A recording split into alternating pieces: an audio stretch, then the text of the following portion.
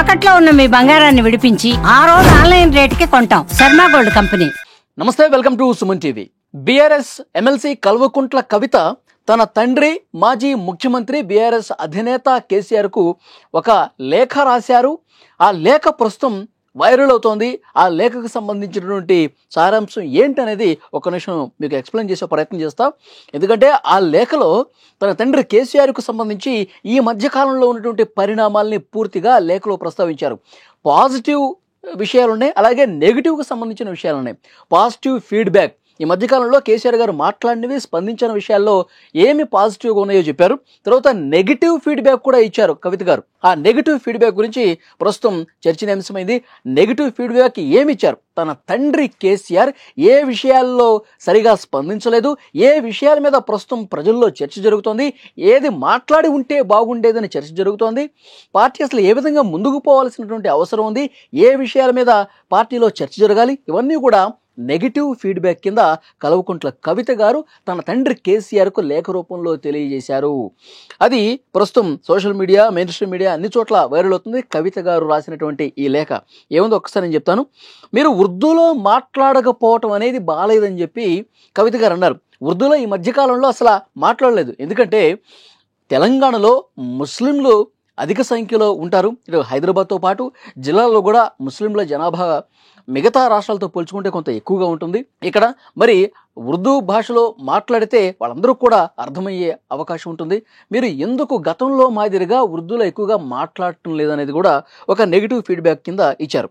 తర్వాత వక్ఫ్ బిల్లు కేంద్రం ఉభయ సభల్లో ఆమోదం తెలియజేసింది. తర్వాత రాష్ట్రపతి దగ్గరికి వెళ్ళింది. ఆ ఫైలు రాష్ట్రపతి కూడా ఆమోద ముద్ర వేశారు. వక్ఫ్ సవరణ బిల్లుకు సంబంధించి దేశవ్యాప్తంగా ముస్లింలు ఆందోళన చేసినటువంటి పరిస్థితి ఉంది. కొన్ని రాష్ట్రాల్లో తీవ్రమైనటువంటి వ్యతిరేకత వచ్చింది కేంద్ర ప్రభుత్వం మీద. భారతీయ జనతా పార్టీ ముస్లింల వ్యతిరేక చర్యలకు పాల్పడుతుందని చెప్పి మరి తెలంగాణ సాధించినటువంటి వ్యక్తిగా ఇక్కడ మాజీ ముఖ్యమంత్రి కేసీఆర్, బీఆర్ఎస్ పార్టీ అధ్యక్షులుగా ఉన్నటువంటి మీరు ముస్లింల విషయం వచ్చేసరికి అది చాలా కీలకమైనటువంటి సందర్భం కదా, మీరు మాట్లాడి ఉంటే బాగుండేది, ఎందుకు మాట్లాడలేదు అని ప్రశ్నించారు కల్వకుంట్ల కవిత గారు.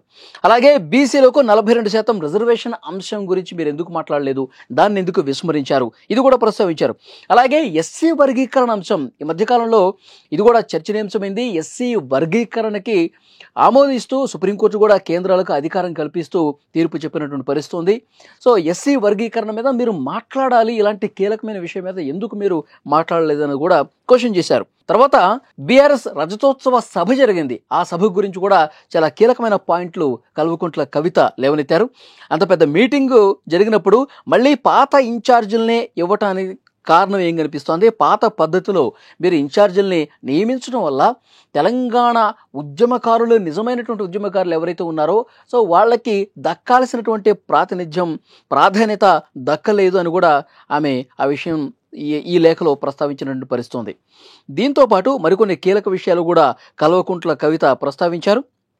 అందులో ఆ బీఆర్ఎస్ రజతోత్సవ సభలో ధూమ్ధామ్ కార్యక్రమం జరిగింది. అది కూడా ఆశించినటువంటి ఫలితం ఇవ్వలేదు, సరిగా జరగలేదు. గతంలో బీఆర్ఎస్ ఏ సభ పెట్టినా తెలంగాణ ఉద్యమానికి సంబంధించినటువంటి ఆ పాటలు కావచ్చు, ఆ సాంస్కృతిక కార్యక్రమాలు కావచ్చు, ఇవన్నీ కూడా ప్రముఖ పాత్ర పోషించే సభల్లో. అలాంటి తెలంగాణ ధనం అనేది ఇక్కడ కనిపించలేదు. ఈ సభలో చాలా నిస్తేజంగా ఉందని కూడా ఆమె మాట్లాడినటువంటి పరిస్థితి ఉంది. తర్వాత బీజేపీ మీద మీరు కేవలం 2 నిమిషాలు మాత్రమే మాట్లాడటంతో చాలామంది ఫ్యూచర్లో పొత్తు పెట్టుకుంటారు అనేటువంటి అవకాశం ఉంది అని చెప్పి ఇది ప్రజల్లో చర్చ జరుగుతుందని కూడా మాట్లాడారు. అంటే బీఆర్ఎస్ బీజేపీ మీద చాలా మెతక వైఖరి అవలంబిస్తోంది. బీజేపీ చాలా నిర్ణయాలకు సంబంధించి కేసీఆర్ గారు ఉవ్వెత్తన ఎగిసిపడతారు, బీజేపీని కార్నర్ చేస్తారు, బీజేపీని క్వశ్చన్ చేస్తారు చాలా విషయాల్లో అని చెప్పి అనుకున్నారు. మన బీఆర్ఎస్ రజతోత్సవ సభ జరిగినప్పుడు కూడా కేవలం 2 నిమిషాల్లో బీజేపీ గురించి మాట్లాడి ముగించేశారు. కానీ ఇది సరైనటువంటి పద్ధతి కాదు అన్నట్లుగా అది కవిత గారి అభిప్రాయం ఉన్నట్టుగా కనిపిస్తోంది. ఎందుకంటే బీజేపీ మీద కవిత గారికి పీకల్లోతు కోపం ఉంది. ఎందుకంటే లిక్కర్ స్కామ్లో కవిత గారి పేరు రావటం, ఈడీ అరెస్ట్ చేయటం, తర్వాత సిబిఐ కూడా అరెస్ట్ చేయటం, కొన్ని నెలల పాటు ఆమె జైలు జీవితం గడిపారు తీహార్ జైల్లో. మరి అలాంటి బీజేపీ ఇక్కడ నన్ను ఇంత ఆవేదనకు గురి చేస్తే, బాధ పెడితే, ఇక్కడ తెలంగాణలో కూడా బీజేపీ ఎలా ఎదిగే ప్రయత్నం చేస్తుంది. మొన్న పార్లమెంట్ స్థానాల్లో కూడా బీఆర్ఎస్కి 0 వచ్చింది, బీజేపీకి 8 స్థానాలు వచ్చాయి. మరి అలాంటి బీజేపీతో టగ్ ఆఫ్ వార్ ఉండాలి. ఒక కేసీఆర్ అంటే పోరాట యోధుడు, బీజేపీ మీద ఇక ఒంటి కాల మీద లేచి ఆయన ప్రచారం చేయాలి, విమర్శలు చేయాల్సినటువంటి పరిస్థితి ఉంది. కానీ ఎందుకు ఇంత మెతక వైఖరి కేసీఆర్ చూపిస్తున్నారు బీజేపీ పట్ల? బీజేపీ మీద ఏమైనా ప్రేమ కనబరుస్తూ ఉన్నాడా? భవిష్యత్తులో బీజేపీతో పొత్తు పెట్టుకుంటాడని చెప్పి ఆలోచన ఏమన్నా ఉందా? ఇది ప్రజల్లో జరుగుతున్న చర్చ. మీరు దీనికి క్లారిటీ ఇవ్వాల్సి ఉంది. నిజంగా పొత్తు పెట్టుకునేది ఉంటే అది బహిరంగంగానే మొన్న రజతోత్సవ సభలోనే చెప్పే అవకాశం ఉండాలి కదా. ఎందుకు మీరు బీజేపీ గురించి మాట్లాడలేదని కూడా చాలా స్పష్టంగా కల్వకుంట్ల కవిత గారు ఈ లేఖలో వ్యక్తం చేసినటువంటి పరిస్థితి ఉంది. ఇంకా చాలా విషయాలు చెప్పారు. మరొక ముఖ్యమైన విషయం కూడా ఇందులో రాశారు. ఇంకొక విషయం, ఎమ్మెల్సీ ఎలక్షన్స్లో మనం పోటీ చేయలేదంటే బీజేపీకి హెల్ప్ చేశామనే అర్థం వస్తోంది. బీజేపీకి హెల్ప్ చేశామన్న మెసేజ్ కాంగ్రెస్ కూడా బలంగా తీసుకెళ్ళింది. ఎమ్మెల్సీ ఎలక్షన్స్లో పోటీ చేయలేదంటే బీజేపీకి సపోర్టు చేయటం కోసమే కేసీఆర్ ఈ నిర్ణయం తీసుకున్నాడని చెప్పి కాంగ్రెస్ ఆల్రెడీ ప్రజలకు గెలిపోయింది. ఇప్పుడు ప్రజలు ఏమనుకుంటున్నారు? బీజేపీ బీఆర్ఎస్ కలిసిపోతున్నాయి కాబట్టి కాంగ్రెస్ వర్సెస్ బీజేపీయే, ఇక బీఆర్ఎస్ మనం లైట్ తీసుకోవాలి, ఈ భావన ఉంటుంది కదా ప్రజల్లో. మరి అది మీరే ఎందుకు కల్పిస్తున్నారు? ఇలాంటి చర్చకు మీరే అవకాశం ఎందుకు కల్పిస్తున్నారు అన్నది కూడా చాలా స్పష్టంగా కల్వకుంట్ల కవిత గారు ఈ లేఖలో ప్రస్తావించారు.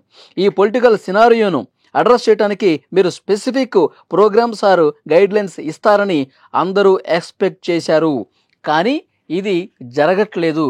చాలా అసంతృప్తిగా ఉన్నారు క్యాడర్ కూడా. కేసీఆర్ గారు స్పందించాల్సినటువంటి రీతిలో స్పందించట్లేదు. వీటన్నిటికీ సమాధానం చెప్పాల్సిన అవసరం ఉంది. మీరు ఒకరోజు ఏదైనా ఒక మంచి మీటింగ్ కండక్ట్ చేయండి, వీటన్నిటికి సంబంధించి ఈ సందేహాలన్నింటినీ పటాపంచలు చేయండి.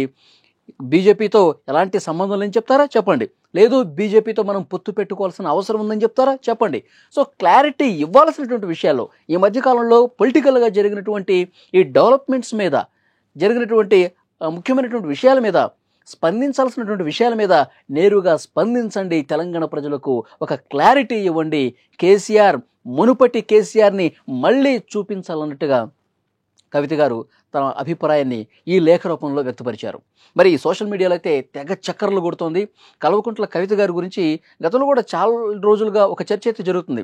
తండ్రితో విభేదిస్తున్నారు, అన్నతో విభేదిస్తున్నారు, అసలు పూర్తిగా ఈ ఫ్యామిలీ, ఈ పార్టీ నుంచి ఆమె బయటకు రాబోతున్నారు అని చెప్పి చర్చ జరుగుతుంది. ఒక పొలిటికల్ పార్టీ పెట్టే ఆలోచనలో కూడా కవిత గారు ఉన్నారని చెప్పి ఇలాంటి చర్చ ఉంది.